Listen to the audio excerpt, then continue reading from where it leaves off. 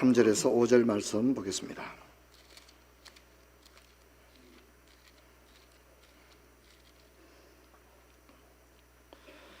그가 고난받으신 후에 또한 그들에게 확실한 많은 증거로 친히 살아계심을 나타내사 40일 동안 그들에게 보이시며 하나님 나라의 일을 말씀하시니라. 사도와 함께 모이사 그들에게 분부하여 이르시되 예루살렘을 떠나지 말고 내게 들은 바 아버지 약속하신 것을 기다리라. 요한은 물로 세례를 베풀었으나 너희는 몇 날이 못되어 성령으로 세례를 받으리라 하셨느니라. 아멘. 사랑하는 성도 여러분, 지난 2주간에 걸쳐서는 본격적인 사도행전 강해를 앞두고서 예비적인 말씀을 살펴봤습니다. 누가복음과 사도행전을 기록한 닥터 루카스란 어떤 인물이었을까 하는 부분을 우리가 살펴봤고요.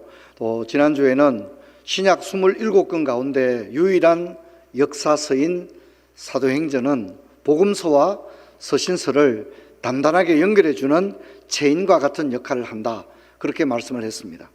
그렇죠? 예. 목사님들이 부흥회를 잘 안 하려고 그럽니다. 왜냐하면 자기 목회는 그냥 자기가 하고 말면 끝이지만, 이제 여자분들이 자기 부엌을 남들이 보는 걸 싫어하듯이 다른 교회 강사 목사님이 오셔서 내 목회를 보면 이제 목회가 그냥 한눈에 다 보이거든요. 3일 집회하고 나면 야, 푸른 저장교회는 이런 교회구나, 이게 그냥 한눈에 다 나옵니다. 물론 이제 그런 게 두려운 건 아니지만, 이제 보통 목사들 세계에서 부흥회는 담임 목사 명을 줄이기 딱 맞다, 그런 얘기를 합니다.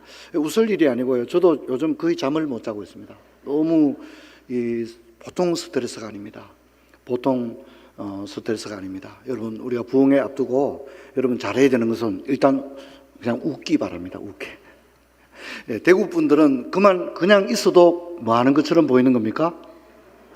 예. 대전권에서 오신 분들은 우리가 화가 나 있다고 생각하기 때문에 일단 부흥회 때는 일단 웃어야 됩니다. 할렐루야. 찬양대가 그 역할을 잘해줘야 됩니다. 계속 웃어야 됩니다. 기죽기죽 웃는 건 안 됩니다. 그럼 부흥회를 망칠 수가 있습니다. 밝은 표정을 지으면서 그렇게 해주셔야 되고요. 목사가 늘 이렇게 설교를 하면 성도님들은 늘 앉는 자리에 앉습니다. 그렇기 때문에 어떤 성도는 웃는다, 어떤 성도는 안 웃는다, 이게 다 나와 있습니다. 근데 여러분, 웃는다는 것은 굉장한 은혜입니다. 그리고 웃는다는 것은 진짜 축복이에요. 아무나 웃을 수 있는 게 결코 아닙니다. 사실 우리 얼굴이나 표정을 보게 되면 대부분 근육이 완전히 굳어 있습니다. 그리고 웃을 줄 좀 웃고 재밌는 것도 있어가지고 웃고 나면 여러분 뭐가 아파요? 하도 안 웃어 그런 겁니다. 하도 안 웃었기 때문에 웃는 근육을 쓰고 나면 이게 너무 고통스러운 겁니다. 이제 목사님들이 이제 설교할 때 한강 이남으로는 부흥회 있는 거 잘 안 올라옵니다. 회중들이 너무 다 양반들이고 이러기 때문에 반응이 없거든요. 너무너무 힘들고 어렵다. 부흥회 앞두고 제가 걱정이 이만저만이 아닙니다. 여러분, 우리가 대구는 매우 아름다운 도시고 대구에 있는 그리스도인들은 참으로 귀한 분들이십니다. 그렇지만 이 지역에서 예수 믿는다고 하는 게 너무 귀한데, 부흥회에 이번에 우리가 은혜 받게 되기를 주의 이름으로 축원합니다. 자, 여러분 펜이 있으면 좀 따라오면 좋겠는데요. 이번에도 부흥회에 이제 좀 말씀 적을 수 있도록 본문과 간단한 메모지를 다음 주에 다 나누어 드리게 되겠습니다.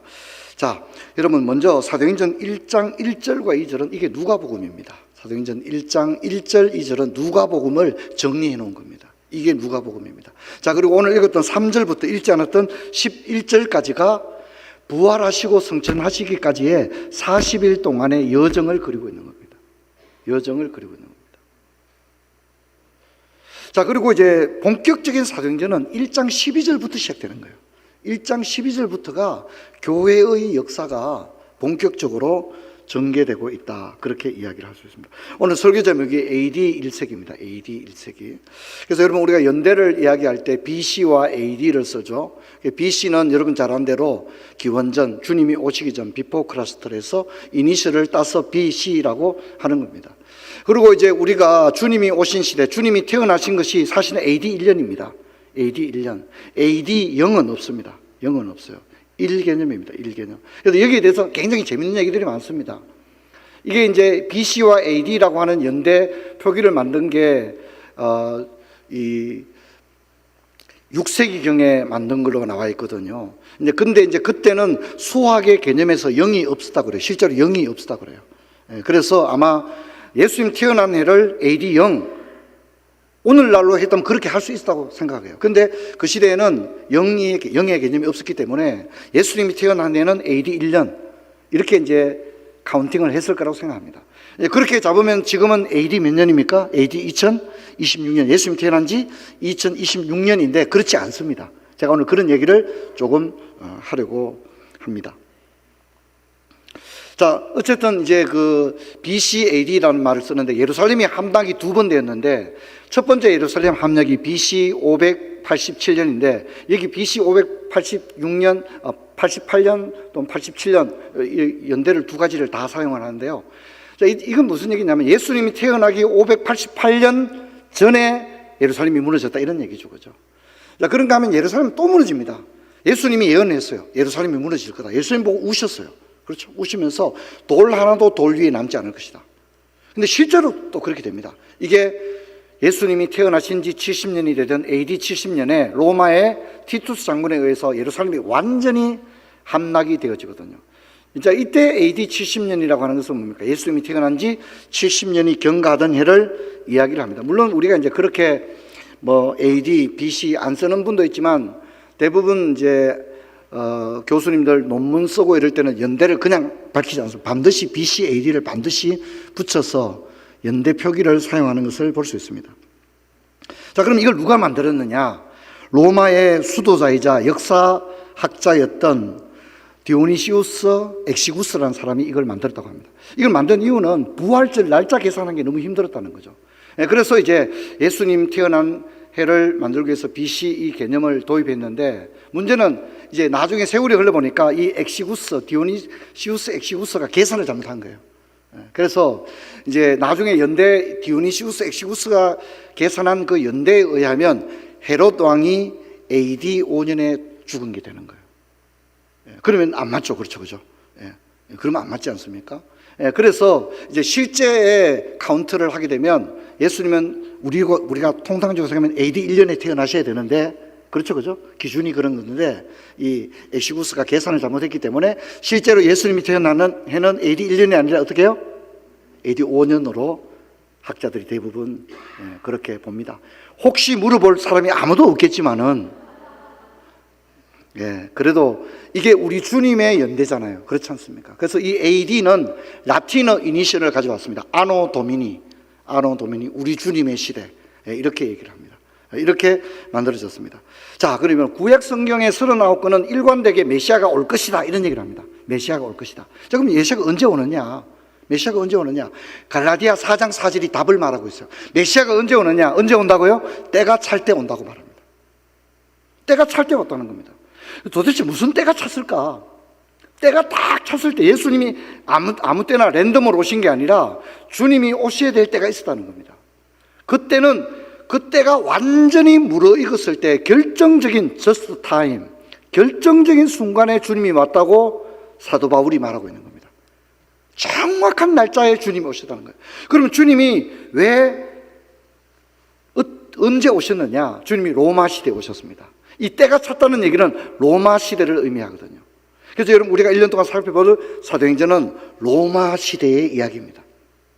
로마 시대의 이야기이기 때문에 로마 시대가 어떤 시대고 왜 예수님이 이때 오셨냐에 대한 기본적인 이해가 굉장히 필요한데 여러분 오늘 제가 한 3명 정도의 역사가들의 이야기를 이야기할 텐데 모든 역사가들의 딜레마는 왜 예수님이 로마 시대에 오셨느냐가 가장 큰 딜레마였습니다. 그리고 역사가들은 저마다 거기에 대한 자신의 답을 만들어 내고 있습니다. 오늘 제가 그런 걸 소개하겠습니다. 많은 학자들이 왜 예수님이 로마 시대에 왔느냐, 갈라디아 4장 4절에 때가 찼으니까 왔다는데 도대체 로마 시대가 뭐가 때가 찼길래 예수님이 오셨느냐 하는 데 대해서 거의 모든 역사가들이 다 얘기를 하고 있습니다. 우리가 그런 부분들을 오늘 생각을 하고자 합니다. 여러분 예수님이 오신 그 때가 찼다는 시대는 로마 시대입니다. 로마 시대는 복음이 전거되고 전 세계로 확산되는 환경이 무르익었는 결정적인 순간이었다는 겁니다. 대부분의 학자들이 이야기하는 것은 로마의 종교 정책을 얘기합니다. 여러분, 로마는 종교 정책에 대해서 관용적이었습니다.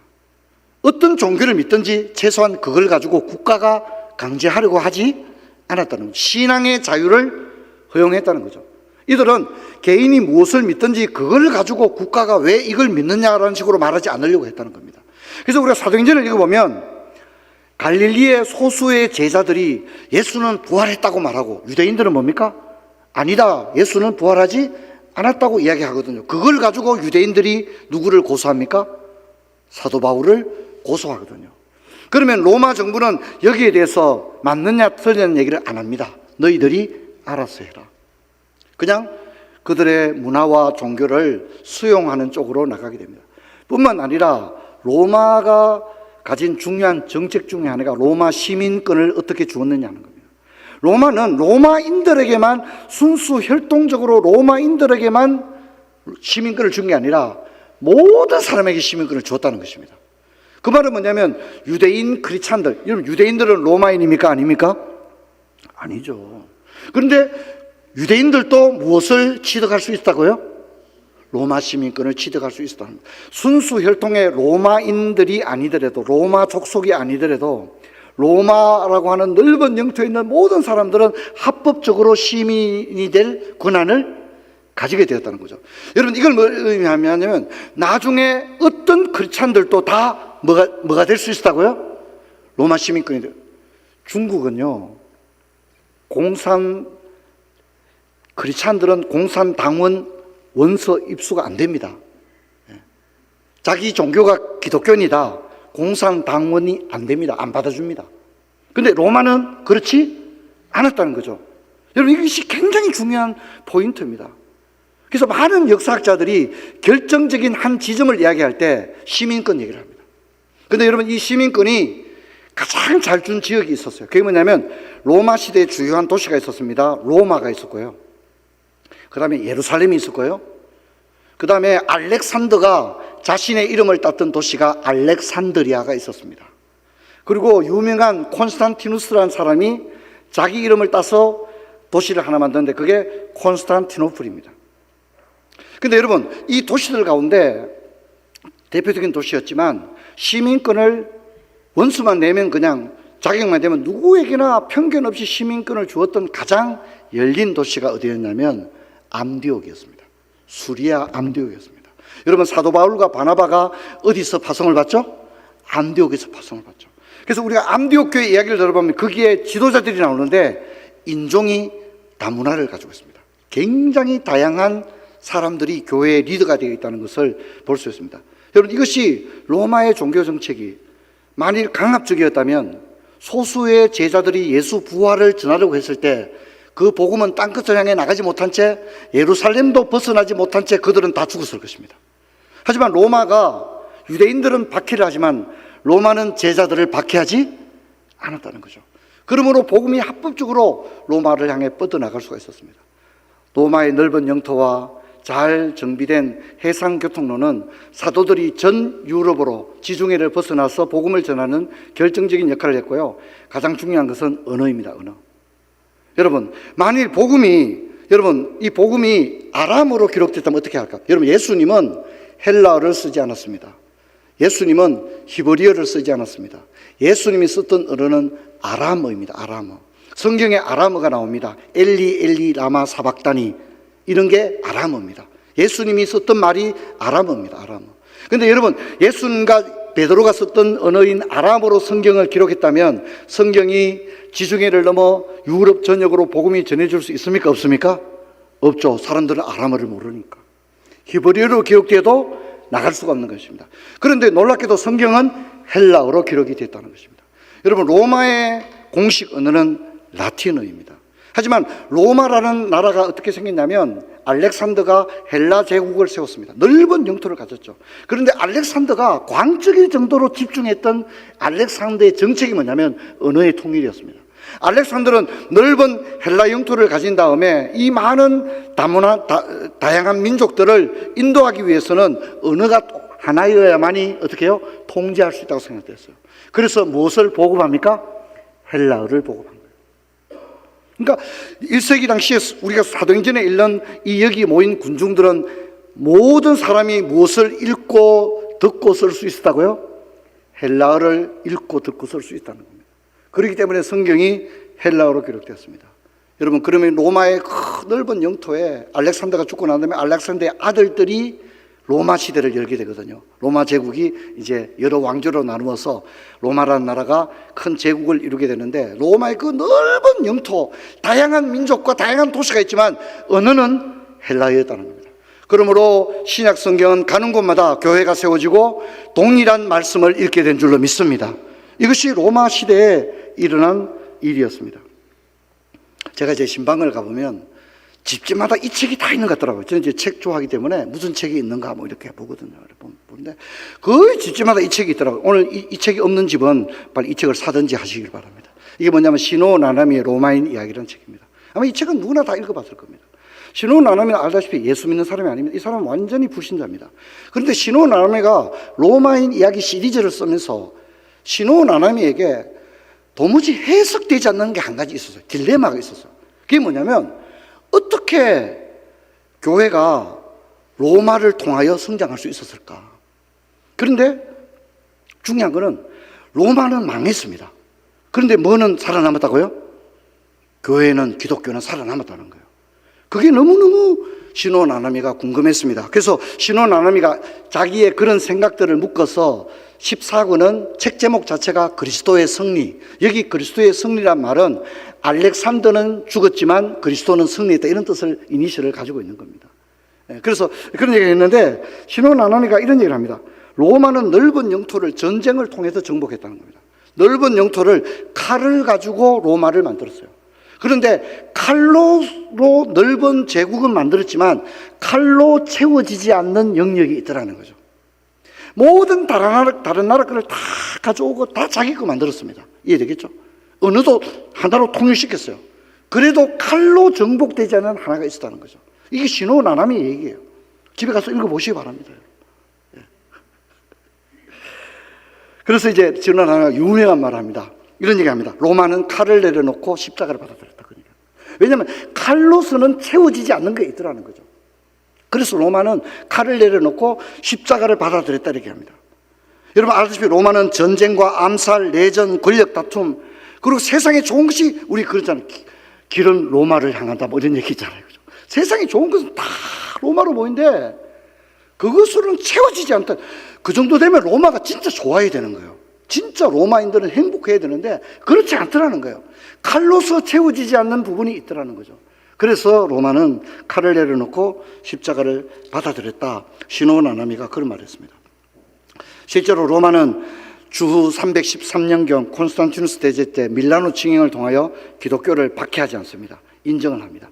그리고 380년에 데오도시우스 황제 때는 기독교가 국교가 되는 일이 일어납니다.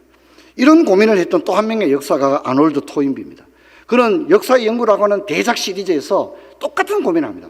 근데 아놀드 토인비는 재밌는 얘기를 합니다. 무슨 얘기냐면, 우리 같이 읽어볼까요? 교회는, 시작. 교회는 로마 문명의 태조 위에 탄생되었으며 로마는 교회를 낳고 했지. 무슨 얘기냐면, 로마라고 하는, 때가 참해라고 하는 그 로마라고 하는 것이 있었기에 교회는 갈릴리에서 국한된 게 아니라 전 유럽을 향해 나갈 수가 있었다는 겁니다. 로마의 영토와 언어와 잘 닦인 도로와 로마 시민들이 누리는 법적인 권한과 이런 것들이 기독교가 갈릴리의 작은 종교에서 소위 말해서 전 세계 교회로 나갈 수 있는 토양이 되었다는 거죠. 그래서 아놀드 토인비는 뭐라 하냐면, 교회는 로마의 자양분을 먹고 자라났다, 이런 얘기를 합니다. 실제로 그런 부분이 없지 않아 있습니다. 근데 중요한 것은 누구는 망했다고요?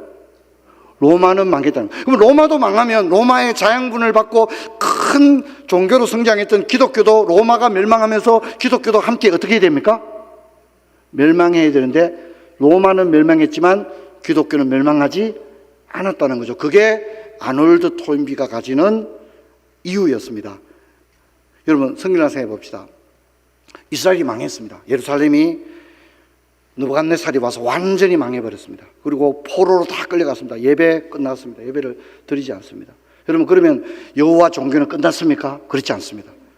여러분 이들이, 예루살렘이 완전히 무너지고 예배가 드리지, 찬양대, 레위 지파 다 없어졌습니다. 70년 세월이 흘렀으니까 예루살렘 성전은 짐승들의 거처가 되었습니다. 그러면 기독교 끝난 거 아닙니까? 여호와 종교가 끝난 게 아닙니까? 끝나지 않았습니다. 하나님은 살아계셨습니다. 할렐루야. 다니엘이 기도하고 있는 거예요. 포로로 끌려가서 하루 3번 문을 열어놓고 기도하고 있는 거예요. 교회는 예루살렘이 멸망하니까 완전히 끝난 것처럼 느껴졌죠. 북이스라엘은 아시리아에 의해서 멸망되고, 남유다는 바벨론에 의해서 멸망되고, 아시리아도 망하고 바벨론도 망하고 이제 페르시아가 생겨났는데도 이스라엘은 예루살렘을 회복하지 못했지만 하나님은 살아계셨고 다니엘의 기도를 들으신 줄로 믿습니다. 이거 아멘 크게 하셔야 돼요. 할렐루야. 이게 중요한 거예요. 하나님이 아니 계신 것 같은데 그렇지 않아요. 하나님은 지금도 자기 백성들의 기도를 듣고 계신 줄로 믿습니다. 여러분 이걸 잊지 말아요. 다니엘이 그래서 창문을 열어놓고 기도하는 거예요. 그리고 돌아오죠. 그런데 여러분 그때 하나님이 메소포타미아, 아시리아, 바벨로니아, 페르시아, 예수 아무 관계없는 나라들이잖아요. 그죠? 근데 하나님 그 나라를 이용하는 거예요. 그리고 그 왕이 누굽니까? 고레스 왕, 아닥사스다 왕. 여러분 우리가 콘스탄티노플 황제, 데오도시우스 황제 이런 사람을 통해서 이 콘스탄티누스 황제가 일요일을 만들었거든. 일요일. 그래서 일요일 날 예배를 드리게 된, 일요일이 공휴일로 지정한 그 황제가 콘스탄티누스 황제예요. 그렇기 때문에 오늘 또 주일날이 빨간색으로 되어 있잖아요. 그렇죠, 그렇죠. 그래서 우리가 주일 예배를 드리는 거예요. 사실 그거를 베드로가 한 게 아니다 이 말입니다. 바울이 한 게 아니라 하나님은 세상의 왕들을 통하여 하나님의 역사를 이끄시는 줄로 믿습니다.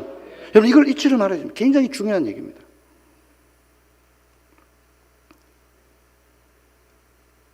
그래서 아놀드 토인비는 교회는 로마 문명의 폐허 위에 탄생되었는데 로마는 패망했지만 교회는 살아났다 이런 얘기를 하는데 그 살아난 이야기를 에드워드 기번이라고 하는 사람이 로마 제국 패망사를 썼습니다. 이건 뭐 굉장히 유명한 책이죠. 근데 여기서 에드워드 기번은 결정타를 날립니다. 에드워드 기번의 이야기가 결정타예요. 우리 같이 한번 읽어봅시다. 시작. 기독교라고 하는 것이 국제적인 전 세계적인 종교가 되는 데는 일정 부분 로마 제국의 도움을 분명히 받았거든요. 그런데 무슨 얘기냐면 기독교는 로마 제국의 도움을 받았지만 사실은 로마 제국과는 반대 방향으로 걸어갔다는 겁니다. 에드워드 기번은 이런 얘기를 합니다. 기독교는 로마의 문명을 배반했다. 로마 제국의 양분을 먹고 자라났지만 결코 로마 제국을 답습하지 않았다. 오히려 로마의 문명을 철저히 배반하고 하나님의 계시에 순종했다 이렇게 말합니다. 여러분 기독교가 콘스탄티누스 또 데오도시 황제가 기독교를 국교로 공인을 해줍니다. 여러분 이미 그때 당시에 세례교인 공무원 시험 가산점 제도가 이미 그때 시작됐습니다. 수많은 수도원과 교회는 면세 혜택을 받았습니다. 교회가 특혜를 받은 거죠. 그런 자연분 속에 교회는 세계적인 교회로 성장할 수가 있었습니다. 그런데 중요한 것은 에드워드 기번이 그런데 왜 로마 제국은 멸망했는데 교회는 살아남았느냐. 에드워드 기번이 결정타를 날리는데 교회는 로마의 문명을 따라가지 않았다는 겁니다. 로마의 이교도적인 그런 퇴폐한 문명을 따라가지 않고 그들은 뭘 따라갔다고요? 계시를 따라갔다는 거예요. 계시가 뭐예요? 성경을 따라갔다는 거예요. 할렐루야. 이게 중요합니다. 여러분 오늘 이 말씀은 오늘 우리 현대의 모든 그리스도인들에도 매우 해당이 된다고 생각해요. 오늘 많은 사람들이 세상을 따라갑니다. 세상을 따라갑니다. 오늘 많은 교회가 세상을 따라갑니다. 여러분 우리가 이 문명과 문화를 벗어날 수가 없거든요. 여러분 우리가 이 세상의 문화 속에 살아갈지라도 그 세상 문화를 그대로 답습하고 거기에 맹종적으로 따라가게 되면 여러분 우리는 이 세상 나라가 망할 때 나도 망할 수밖에 없는 것입니다. 하지만 여러분 이 세상의 문화 속에 살아가더라도 우리의 가는 방향은 하나님의 말씀을 붙들게 되기를 주의 이름으로 축원합니다. 그런 사람만이 살아남는 것입니다.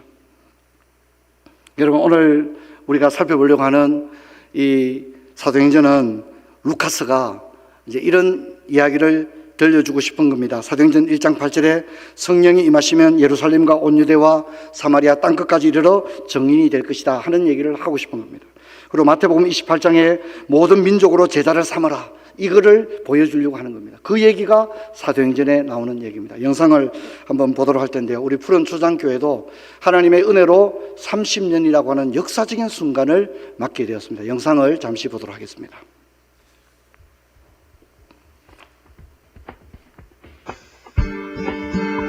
다 같이 주님 앞에 고백하시겠습니다. 부여 다시 오라! 부여 다시 오라! 부여 다시 오라! 주님 앞에 영광 박수를 드립니다. 할렐루야! 할렐루야 주님! 조금의 7년의 부름으로 허락하시옵소서. 할렐루야!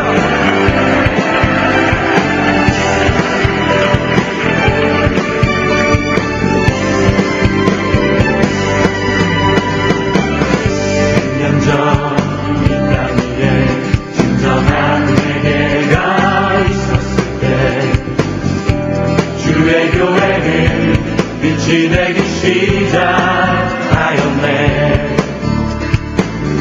그가 이 민족을 멸망의 끝으로 몰아갈 때 주의 백성은 깨어 있었네.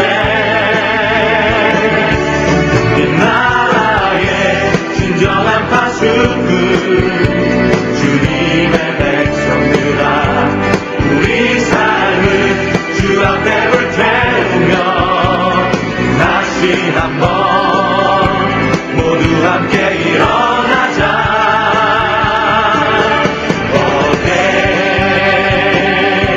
이 땅의 부이여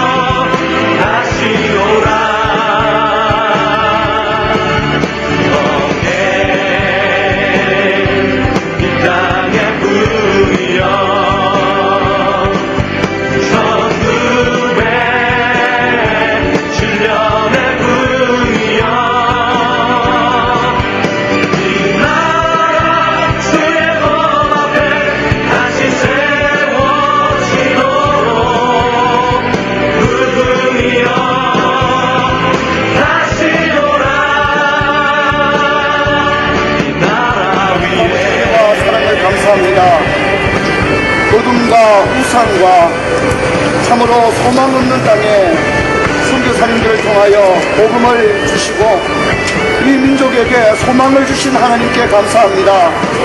아버지, 대구 땅에도 하나님이 복음이 전해지고 지난 100여 년이 넘는 동안 하나님께서 이 도시 가운데서 하나님의 큰 일을 감당하신 것을 찬양합니다.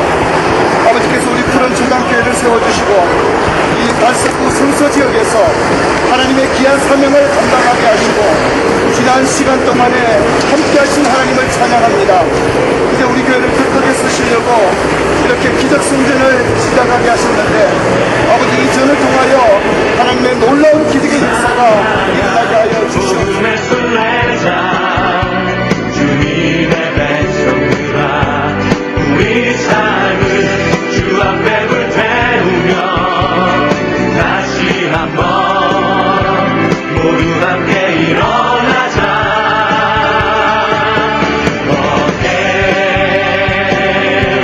이 땅의 꿈이여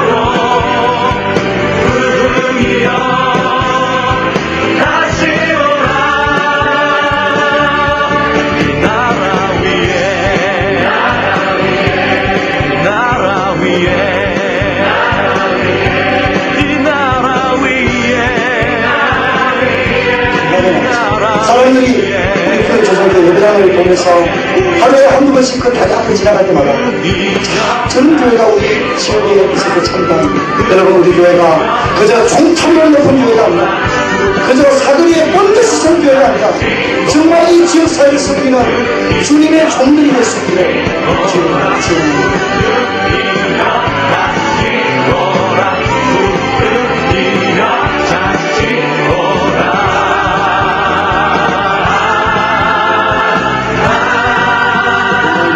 할렐루야. 우리 교회는 2008년 12월 20일 토요일에 입당 예배를 드렸습니다. 입당 예배를 드리고도 오랫동안 아까 본 것처럼 찬양대 자리는 역시나 그런데 의자가 하나도 없었어요. 우리 교회가 의자 살 돈이 없었기 때문에 그냥 당분간은 계속 자리 깔고 그렇게 해서 예배를 드렸습니다. 무당집을 사서 동네 제실과 당산나무를 베고 서당 땅을 사서 예배당을 지은 지 이제 30년, 30주년을 맞게 되었습니다. 이 영상은 18년 전에 입당 예배 때 들었던 영상입니다. 지난 토요일에 아까 사진에도 잠깐 나왔던 김우성 목사님, 2006년도에 우리 교회 2명의 부목사님이 처음으로 우리 교회 오셨죠. 김우성 목사님이 이제 우리 교회 오셨다가 이런저런 얘기하면서 예배당 짓될 때 목사님하고 사모님이 헌금을 했다는 거예요. 그래서 무슨 언제 나도 20년 전 얘기니까 별로 기억도 안 나고, 그래서 사모님이 이제 뭔 얘기 하신 거 하니 이제 사모님이 이제 그 친정 어머니한테 받았던 금, 그리고 삼남매한테 그 돌잔치 들어왔던 금 15돈을 하나님께 드렸다는 거예요. 예, 그때 15돈은 얼마 안 되지만 지금은 엄청난 돈이죠. 그걸 드렸다는 거예요. 왜 내가 그러냐고. 근데 이제 또 목사님이 제게 뭐라 하냐면, 목사님 저도 헌금했습니다. 그러면서 자기도 너무너무 헌금하고 싶은데 돈이 없어서 현대캐피탈에 300만 원을 빌렸답니다. 그때 당시에 현대캐피탈에 300만 원을 빌려서 헌금을 하고 그 이자하고 원금 갚는데 너무너무 오랜 세월이 걸렸다는 거예요.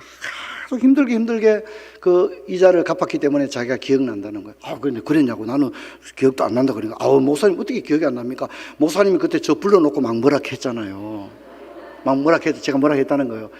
김 목사 돈도 없는데 왜 300만 원이나 헌금했냐고. 너 돈 이거 갚을 무슨 돈도 없는데 왜 이렇게 헌금했냐고 저를 막 나무랬지 않습니까? 제게 그런 얘기를 했어요. 그리고 목사님은 등대교회 담임 목사님을 가서 지금껏 목회하고 등대교회도 이제 예배당 지으려고 준비를 하고 있어요. 근데 그 얘기를 듣는데 눈물이 막 나더라고요. 그 눈물이 진짜 나더라고요. 근데 목사님이 제게 그런 얘기해요. 목사님, 근데 그때는 자기는 교회 사랑하는 마음이 있었다는 거예요. 그리고 뭐 자기가 부목 사고 뭐 이런 걸 떠나서 진짜 더 있다면 더 드리고 싶었다는 거예요. 그게 자기 진심이었다는 거예요. 그러고 나서 지금까지 목회를 하고 자기도 이제 예배당을 지으려고, 이제 등대교회도 예배당을 지으려고 이제 그 한다는 얘기를 제가 들었어요. 들으면서 목사님이 그런 얘기를 하는 거예요. 근데 목사님, 하나님이 그때 사모님하고 자신이 하나님의 교회를 사랑했던 그 순수한 마음, 그것을 이쁘게 보신 것 같다.